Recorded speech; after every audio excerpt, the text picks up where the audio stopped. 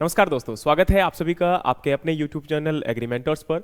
आज एक बहुत ही इंपॉर्टेंट पोर्टल आप लोगों के साथ डिस्कस करेंगे जो रिसेंटली ही लॉन्च हुआ है। इस पोर्टल को क्यों लॉन्च किया गया, इसका क्या पर्पस है, ये सारी बातें, सारी जानकारी आप लोगों के साथ साझा की जाएगी। लेकिन इस सेशन को स्टार्ट करने से पहले आप लोग जल्दी से लाइक कर दीजिए, शेयर कर दीजिए और सब्सक्राइब कर दीजिए, क्योंकि आपको आने वाली वीडियोस के जो नोटिफिकेशन है वो भी इसी टाइम पर आपको मिलते रहेंगे। टाइम टू टाइम आप लोगों को अपडेट मिलती रहेंगी और इसी प्रकार की जानकारियां हम आप लोगों के लिए साझा करते रहेंगे। तो स्टार्ट करते हैं इस सेशन को। जी हाँ, ये आपका पोर्टल है ई समृद्धि पोर्टल। पोर्टल का नाम क्या है आपका? ई समृद्धि। और ये स्पेसिफिकली आपका है तुर दाल के प्रोक्योरमेंट के लिए। तुर आपको पता होगा, पिजन पी, अरहर, कुछ भी बोल दीजिए, उसके प्रोक्योरमेंट के लिए। देखिए क्या है कि प्रेजेंट टाइम में अभी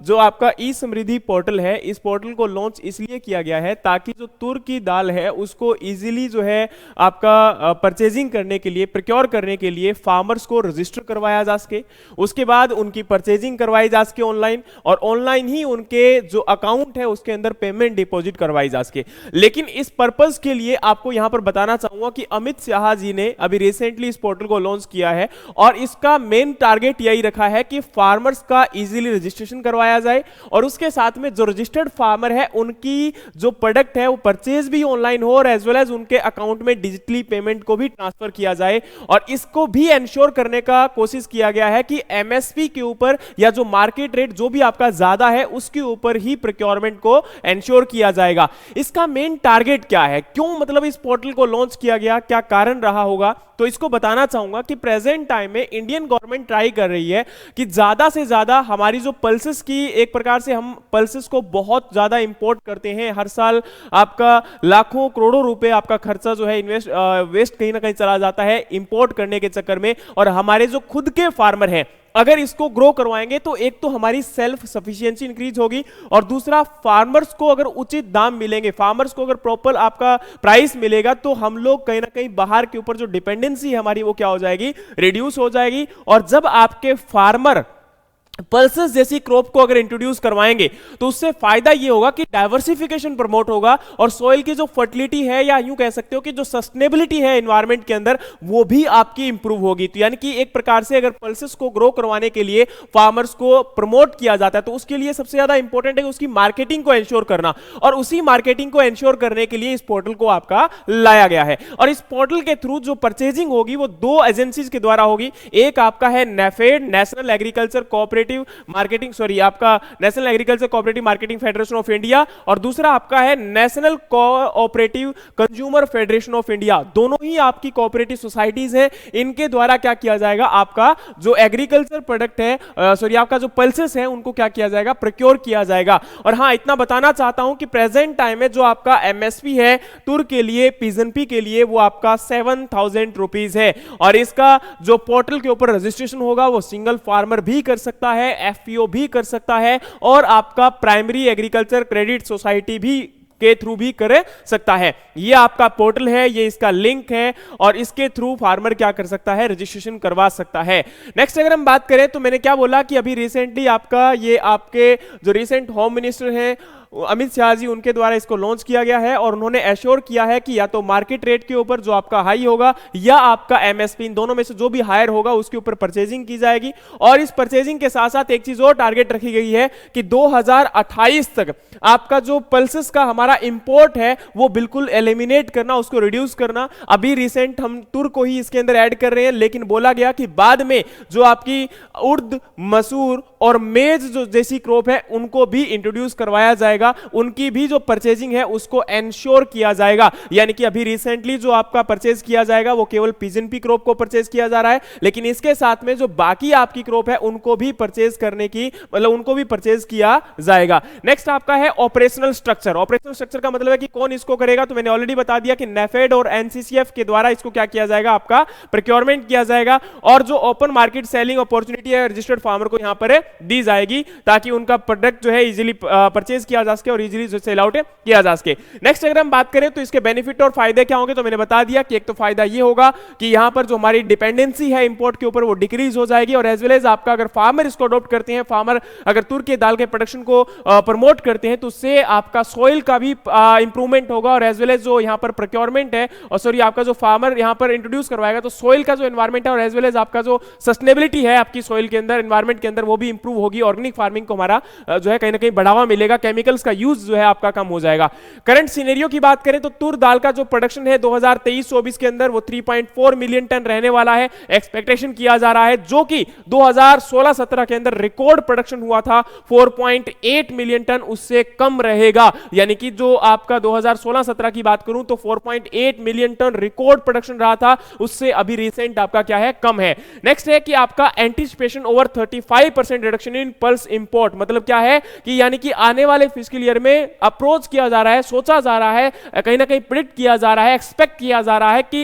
एटलीस्ट 35% जो इंपोर्ट है वो रिड्यूस हो जाएगा अगर हम इसके थ्रू परचेजिंग करते हैं। नेक्स्ट अगर हम बात करें तो नीति आयोग ने एक्सपेक्ट किया है कि आपका जो पल्सेस की डिमांड 33 मिलियन टन होने वाली है 2019-29-30 तक, उस डिमांड को एक्सपेक्टेडली हम लोग क्या कर लेंगे, आपका पूरा कर लेंगे, और हम लोग सेल्फ सफिशिएंट हो जाएंगे, उसके द्वारा हमें कहीं ना कहीं बाहर डिपेंडेंट नहीं रहना पड़ेगा। उसके बाद अगर हम बात करें तो अभी रिसेंटली एक प्रोडक्टिविटी की बात की जा रही है कि पिजन पी की जो प्रोडक्टिविटी है इंडिया के अंदर वो आपका रिसेंट है 860 किलोग्राम पर हेक्टेयर, बल्कि 1960-61 के दौरान कितनी थी, 850 किलोग्राम थी, जो कि अभी बहुत ही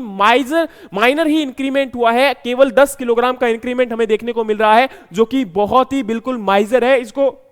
आप लोग यूं नहीं कह सकते हो कि बहुत बड़ा अमाउंट इसके अंदर इंक्रीज हुआ है। तो ये यहां पर सोचने का विषय है, क्योंकि अभी साइंटिस्ट अगर इस चीज पर वर्क करें और एक कहते हैं ना कि अगर फार्मर्स को प्रॉपर वेराइटीज अगर अवेलेबल होंगी और हायर यील्ड उपलब्ध होंगी, और क्योंकि आज भी ना हमारी इंडिया की अगर हम बात करें तो इंडिया रिसेंटली अगर हम बात करें तो मतलब बहुत सारी क्रॉप्स में फर्स्ट रैंक में हम लोग पहुंच चुके हैं, सेकंड रैंक पे पहुंच चुके हैं, लेकिन फिर भी आज भी इंडिया की जो प्रोडक्टिविटी है बाकी कंट्रीज की रिस्पेक्ट में वो बहुत कम है। अभी भी हमारे पास बहुत सारी अपॉर्चुनिटीज हैं कि हम किस प्रकार से प्रोडक्टिविटी को इंक्रीज करें, लेकिन सबसे बड़ी समस्या आपकी दो केसेस में आ जाती है, क्योंकि फार्मर जो है वो उतना अच्छे से उतना जल्दी से अडॉप्ट नहीं कर पाते इन टेक्नोलॉजीज को। क्योंकि रीजन क्या है, एक तो इलिटरेट फार्मर बहुत ज्यादा है, और दूसरी तरफ अगर हम बात करें तो फार्मर जो है वो aged farmer, approximately on an average बात करूं तो 54 ईयर एज आपका है फार्मर का ऑन एन एवरेज एज। तो यहां पर यूथ अंगेज नहीं हो रहा है, और यूथ को अगर अंगेज करना चाहते हैं तो कहीं ना कहीं इस चीज को देखना पड़ेगा कि जो एग्रीकल्चर है, फार्मिंग है, इसको प्रॉफिटेबल बनाया जाए, तभी यूथ इसके अंदर एंटर कर सकता है, और इसके साथ साथ में इसको टेक्नोलॉजी युक्त बनाया जाए, यानी कि अगर इसमें टेक्नोलॉजीज को ऐड किया जाएगा तो फिर डेफिनेटली यूथ को रोजगार भी मिलेगा, और यूथ इसके अंदर अंगेज होकर एक अच्छी खासी इनकम को भी आपका जनरेट कर सकता है। इसके लिए गवर्नमेंट बहुत सारी इनिशिएटिव भी स्टार्ट कर चुकी है, जैसे कि आपका agree clinic, agri business centre, या फिर अगर हम बात करें तो यहां पर जो कस्टम हायरिंग सेंटर्स है उनको लाया जा रहा है, ताकि मैकेनाइजेशन को गांव-गांव में घर-घर तक पहुंचाया जा सके। नेक्स्ट अगर हम बात करते हैं तो इस पोर्टल के थ्रू वही बातें हैं कि सारा का सारा जो परचेजिंग है तुर का वो किया जाएगा एनएफएड और एनसीसीएफ के द्वारा, और जो फार्मर के अकाउंट में डायरेक्टली पेमेंट ट्रांसफर कर दी जाएगी। इसके साथ में इसका फायदा ये हो जाएगा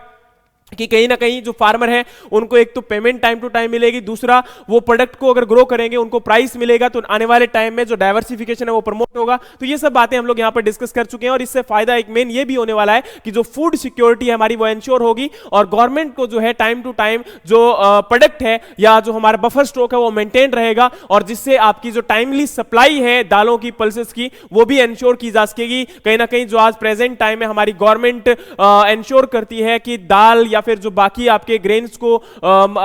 जो गरीब लोग हैं या फिर यूं कह सकते हैं कि जो माइनर लोग हैं उन लोगों तक पहुंचाने की कोशिश करती है, या फिर जो आपके ट्राइबल एरियाज हैं उन लोगों तक पहुंचाने की कोशिश करती है, तो वो तभी पॉसिबल हो पाएगा जब एक प्रॉपर बफर स्टॉक मेंटेन होगा। अदरवाइज ये दाल जो है या फिर यूं कह सकते हैं कि कोई भी जो ग्रेन है वो उपलब्ध नहीं करवाया जा सकता, उसकी शॉर्टेज के केस के अंदर ये सब समस्याएं देखने को मिलती है, और दूसरी तरफ प्राइस जो है मार्केट के अंदर वो बहुत ज्यादा हो जाता है। ठीक है, नेक्स्ट अगर हम बात करें तो यहां पर आपका जो national cooperative cooperative consumer federation है वो एक इंपॉर्टेंट आपकी यहाँ यूं कह सकते हो कि कंज्यूमर कोऑपरेटिव है, और 1965 में इसको एस्टेब्लिश किया गया था ministry of consumer affair food and public distribution के अंडर में, और ये रजिस्टर हुआ था आपका multi state cooperative society act के अंडर में। और यही सेम आपका जो एक्ट है वही आपका यहाँ पर इसी एक्ट के बेसिस पर नेफेड को भी डेवलप किया गया था, लेकिन नेफेड जो है वो मिनिस्ट्री ऑफ एग्रीकल्चर के अंडर में आता है और इसको एस्टेब्लिश किया गया था 2 अक्टूबर 1958 के अंदर, और इसका जो हेडक्वार्टर है वो कहां है आपका न्यू दिल्ली के अंदर है, ठीक है। और ये आपकी एक इंपॉर्टेंट सेंट्रल नोडल एजेंसी है किसके लिए, 60 नोटिफाइड एग्रीकल्चर कम्युनिटीज के लिए, ताकि अब देखो यहां पर पता होगा कि ऑयल सीड, पल्सेस और कॉटन का जो प्रोक्योरमेंट है प्राइस सपोर्ट स्कीम के अंडर में वो आपका नोडल एजेंसी यहां पर नेफेड के द्वारा भी किया जाता है ना। ये भी आप लोग जरूर याद रखना क्योंकि यहां से आपके क्वेश्चंस कई बार पूछ लिए जाते हैं। नेक्स्ट अगर हम बात करें तो नेफेड, नेफेड क्या है, नेफेड एक इंपॉर्टेंट ऑर्गेनाइजेशन है, इंपॉर्टेंट कोऑपरेटिव है जो कि आपका फार्मर के बहुत सारी एग्रीकल्चर की कम्युनिटीज हैं उनके एक्सपोर्ट और इंपोर्ट के लिए ग्लोबल लेवल पर वर्क करती है, एज वेल एज ये आपकी सप्लाई को इंश्योर करती है प्राइस सपोर्ट स्कीम के अंडर में, जो आपका परचेजिंग है, प्रोक्योरमेंट है, उसको इंश्योर करती है कि आपका जो फार्मर है उनको प्रॉपर प्राइस मिल सके, जो रजिस्टर्ड फार्मर है, एज वेल एज ये आपका कहीं ना कहीं जो बायोलॉजिकल वेस्ट है उसको भी यूटिलाइज करने में, और कहीं ना कहीं जो आपका जैसे फॉर एग्जांपल हम बात करें तो बायो फर्टिलाइजर्स वगैरह है उनको भी डिस्ट्रीब्यूट करने में या उनको भी प्रॉपर्ली फार्मर को जो है सब्सिडाइज रेट के ऊपर फार्मर को उपलब्ध करवाने में इसकी हेल्प ली जाती है। नेक्स्ट अगर हम बात करें तो यहां पर आपका प्राइमरी एग्रीकल्चर क्रेडिट सोसाइटी क्या होती है, ये एक प्रकार से यूं कह सकते हो कि जो आपका 3 टायर सिस्टम है